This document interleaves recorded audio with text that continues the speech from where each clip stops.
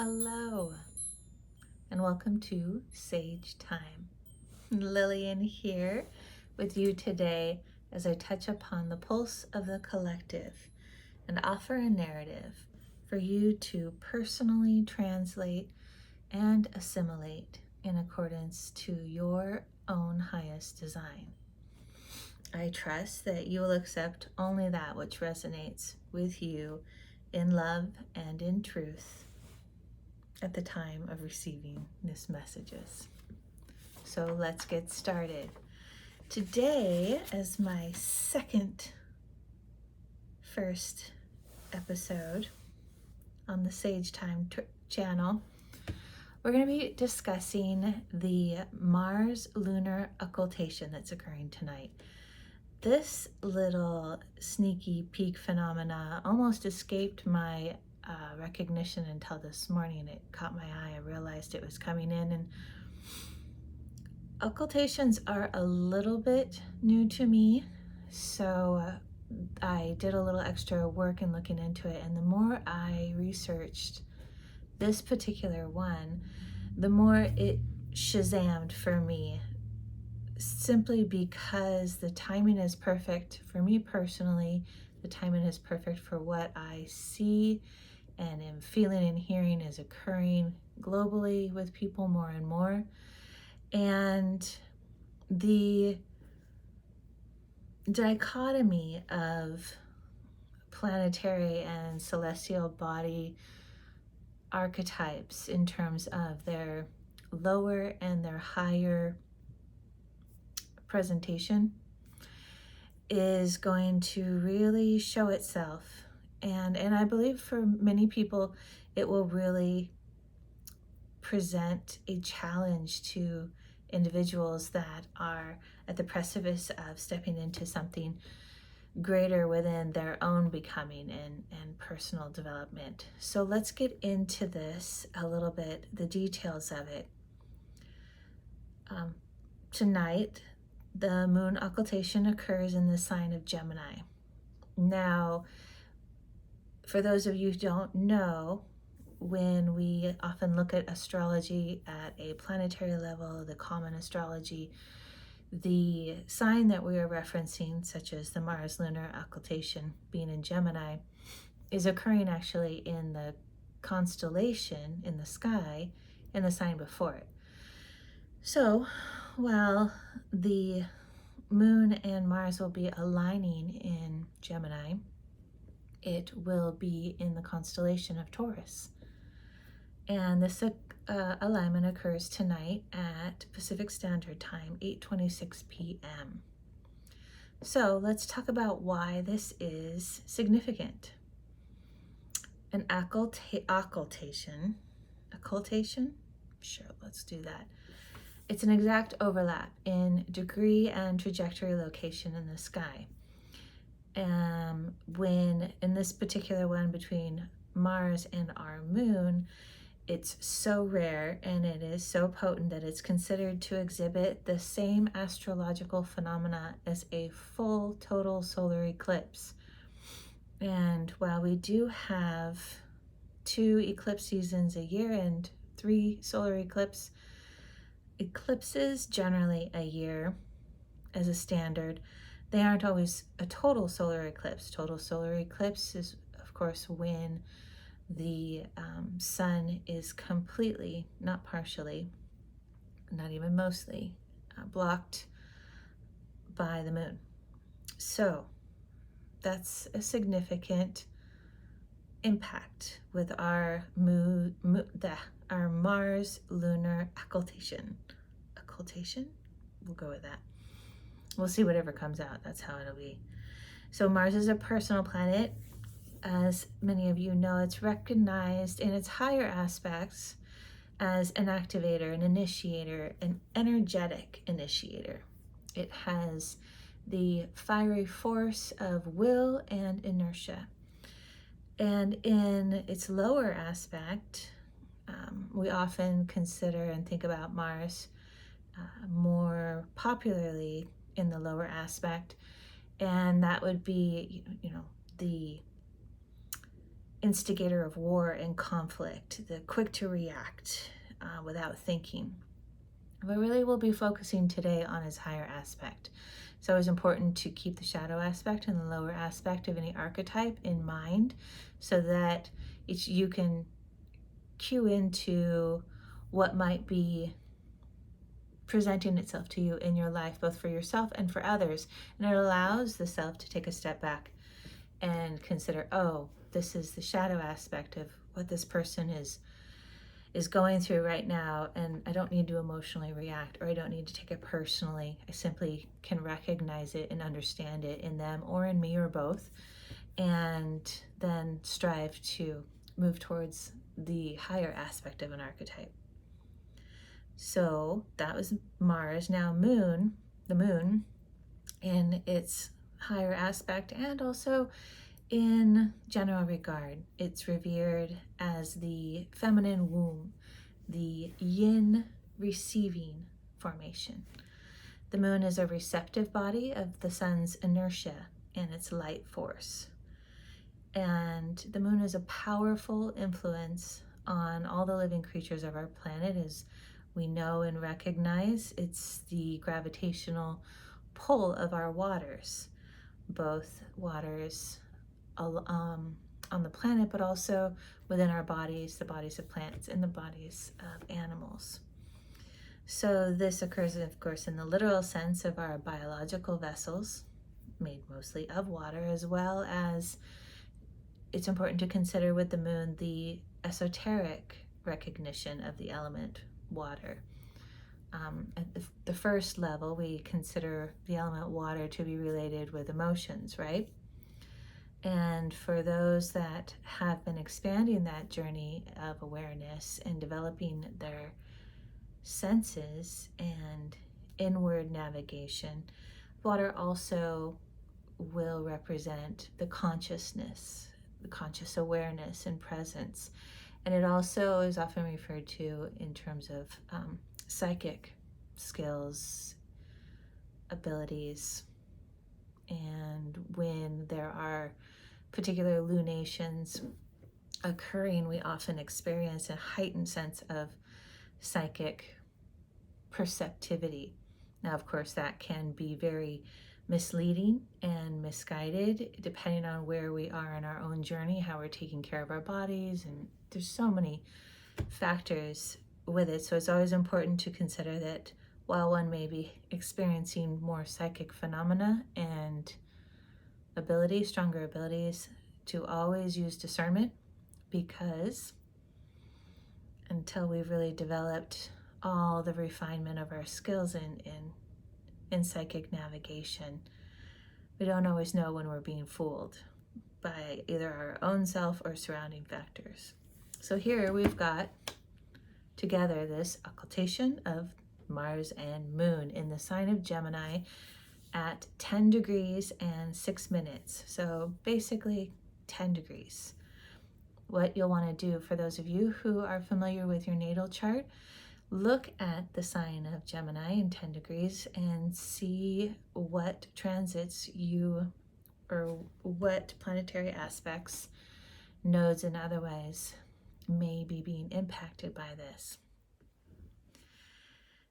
So another fantastic thing about this occurrence tonight is that the spot that Mars and the Moon is in conjunction with is also in conjunction, with the distant red star Aldebaran.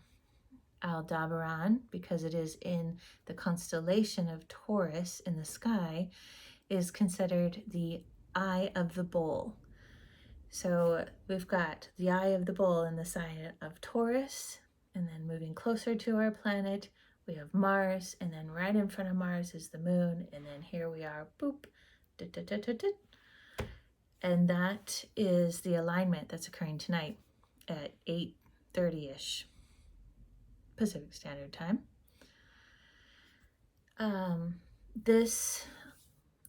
The red star, Aldebaran, I might have said planet, forgive me if I did. Aldebaran is a star, and it's a red star, and it is also referred to as the eye of the bull, the watcher of the east. East, commonly pretty much universally understood as the direction of new beginnings, new dawn, new day, to quote Nina Simone. And what a befitting song, because that seems to be the theme of what I am tapping into for the higher pull and influence of this particular conjunction. So it's definitely rare. It is something that has this type of conjunction in particular is something that has been recognized and celebrated in record as a festival, particularly by the Druids, the Celtic Druids, and this festival is called Festival of the Red Swords, also known as the Covenant of Aztlan. And this particular festival is an honoring and a recognition of a time when the Celtic Druids came together with early pre-Roman Christians to create a phenomenal union of different varying cultures and different races to develop what was called Celtic Christianity. And it was a time of reconciliation. So this celestial lineup is a powerful symbol that commemorates this and the human potential to reconciliate differences, co-create something even better from two or more seemingly opposing positions. Now, in specific, talking about the moon and Mars in occultation, this is their third and final. So not only is there one of these rare incidences, there have been 3 in the last just over 3-month period. And this final occultation of Mars is heralded as the seed Mars. Now that's a little extra cool for me, and I'll tell you why if I don't sneeze here in a second. Whew. So why? The seed Mars. Okay, so how great is this? Because tonight, Monday night, the 30th of January, in 2 more days, on Wednesday evening and Thursday, or I guess tonight's, I'm messing up the dates right now. Anyways, Wednesday evening and Thursday, depending on where you are on the planet, but here on the Pacific Coast, is the honoring of the celebration of Imbolc. It again is a Druid holiday, but it's also, there are other Chinese Lunar New Year, other cultures around the world that celebrate the same gist of Imbolc, and they just call it something different. But Imbolc in particular originates among the Celtic Druids, and it is considered the date of the seed in the womb. And just like we just spoke of, here tonight we've got this occultation of the moon, the womb planet or celestial body, with Mars, the inertia, the activator, and it's being called the seed Mars. And now we've got the seed in the womb just 2 days later. Now, the seed in the womb, Imbolc, is referenced to the awakening and the activation of those slumbering little seeds and bulbs in our ground that are still deep in the darkness of early winter's cold. These seeds and bulbs in our area are ones that we would recognize: the hyacinths, the bluebells, daffodils, and others that I'm not remembering right now. And they're all beginning to start to push against the bounds of their contracted seeds that dried up and got hard during late fall to go into a dormancy, a hibernation for the winter. And now they are activating, they are awakening, and they are starting to push up against their barriers and getting ready to show their stuff in the coming 6 weeks or so. So there is a contractive force that is now being pushed up against, and that can be a pressurized time. It can be an uncomfortable time, and when it's recognized for what it is and what it will be, it can be a time of surrender to the process. And I think that's really what we're talking about here, because we've got Mars, and Mars can be a little trigger happy, and yet we've got the cool and the calm of the moon. And that can be a reminder that everything has cycles, everything goes around and back again. And if we can hold ourselves in those reminders, we can get through this part with more grace and get to the results that are often the same, sometimes even better when we hold grace in it, right? When we don't kind of create a atomic bomb of chaos around us because we're uncomfortable, and that frightens us, naturally so. And it doesn't have to frighten us when we can remember this is part of it, this is part of the next initiation process. So these bulbs, these seeds in the ground that are activating, their development and their growth is hidden, right? We don't see it from up above. Those of us that are standing above the ground looking down at the earth, we're not really seeing anything going on. We don't know for certain that those hyacinth bulbs that we planted last fall or summer or spring, if they're going to come back yet, because it's not telling us. And you don't really want to get in there and start digging through the dirt to find out. It does disrupt the process. So this lends us to the idea of our deeper knowing. And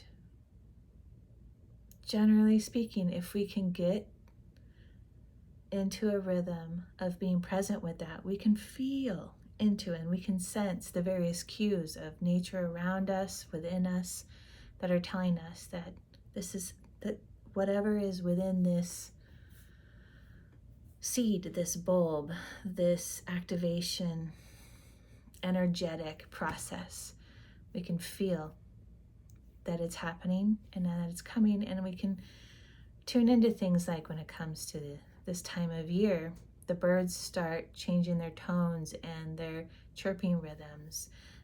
Even the wind it'll start smelling different. Temperature fluctuation is different. There's all these little nuanced variations in the natural world around us that when we take the time to notice these ebbs and flows, shifts and returns, we start to cue into, this is part of it. And we start to get an idea and a sense of even the particulars of what this coming spring will be and how it'll be different than former springs. And same with the term or the idea of Mars and the moon coming together with a new potentiality. Every return of a cycle, while it is a cycle returning, it's also a spiral. And when we're breaking cycles and we're moving up in our development and it becomes a spiral, things start shifting in the return of the same, right? And so we can get a hint into what that is, enough to allow us to both lean back into ourselves and into our trust in our inner spirit selves, our inner power, and also to enjoy the wonder of it, the not knowing, right? And that's where we start to be able to, in the darkness of things and in the constriction of things, we start to develop a faith. And now I'm not talking about a faith in a blind faith. This is a faith that comes from not wishful thinking, but again, an astute and acute developing awareness of one's own surroundings in the outer world, the natural world, even the social and cultural world, as well as connecting with and listening to those intuitive nudges from our inner world, our inner landscape, and creating a language and a dialogue between the inner and the outer that informs us as an individual. That's the kind of faith, and in and over time, that faith turns into a trust, a capital T trust. And I capital T it because I consider it a trust that is earned from a relationship that is developed, fostered, and earned over time with the higher aspect of the self, the spiritual self.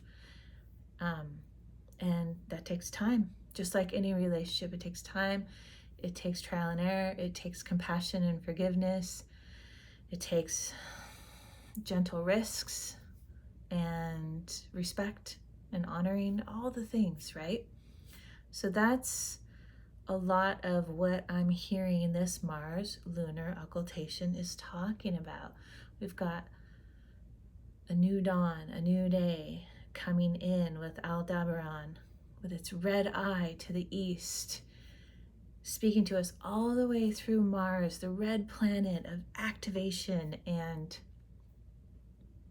initiatory force of will, or fertilization, if you will, of a new potential, a new possibility within you, within your personal life, and everything from that more micro sense to the macro sense within your community, within your cultures, within the planet, and then bringing in this aspect of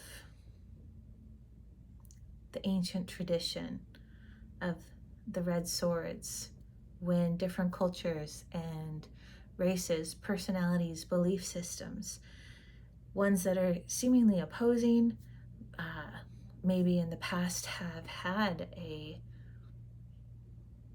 history of betrayal and anger and revenge, revenge politics, vindictive family moves, all these different things. And this is the third occultation of Mars and the moon at this particular point.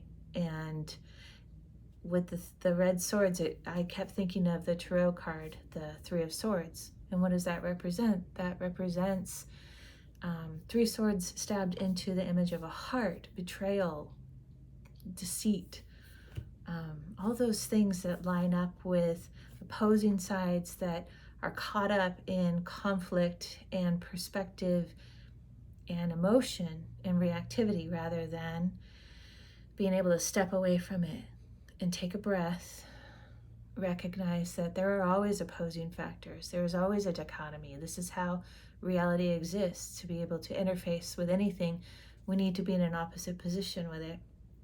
And so when that starts to occur, that recognition, there can be this beautiful sitting back into the back of the self, letting the emotions and all the superficial facades of everything that's going on be separate from our own observation and becoming the witness to it. And when that happens, and there is that distinction and that separation from emotion and reactivity, there is an understanding. And from that understanding comes in the higher aspect of Mars, the potential to create something new in a higher, more vibrant, creative, fiery, creative way. And that's what's really going on here for me. So let's just see here. Yep. So I mentioned here in my notes that I was thinking about the moon itself, that that Mars is moving behind exactly isn't a full moon. We actually did have the second Mars lunar occultation on December 7th, I believe, a couple months ago. It was a full moon, very, very powerful, the second of the three. This one in particular is a waxing gibbous moon. So it's getting there. It's not quite, but still very potent nonetheless. And I'm thinking in terms of the personal self and our own personal process, the word quickening is coming up for me. So that is something to both be mindful of, be gently attentive to, and look forward to. So a final note to add, a little extra cinnamon and sugar to the pot of this creatrix potential. It's valuable to note that the sun today in Aquarius is positioned at 10 degrees moving into 11 degrees. 11 degrees of Aquarius at the time of the lunar Mars occultation. And that makes a powerful trine. We've got two air signs, Aquarius and Gemini, in a grand trine. This is a very supportive, at the 10-11 degrees, this is a very supportive aspect and transit. And so when you think about sun being our own solar system's life giver and the projector of reality, it shines a light onto the reality that we perceive. And I also consider the sun in terms of our personal universe, our personal world, is the solar plexus. And to me, the solar plexus is where we project what we're manifesting within our mind, our hearts, and our bodies, and we project that into the world. And so here we've got, in terms of astrology, the sun in Aquarius coming in and playing a part of the conversation between the moon and Mars and Aldebaran. And so when we think of Aquarius, we can expect that this overarching generalized effector, the sun, will be bringing in some pretty big downloads and some blueprints, some new blueprints. This will apply to personal upgrades. And I would definitely not be surprised if there is a big kickstart on people co-creating or individually creating big starter projects, new paradigm starter projects that fit with the Aquarian age. We are entering a new paradigm of stronger co-creation, and so we're going to see themes that see beginnings or feel these beginnings coming into action, and probably see the results of it in the next 6 weeks to 3 months or so. In terms of, with the Aquarian age, interrelational, co-creating, as I said before, things that are collectively benefiting. And also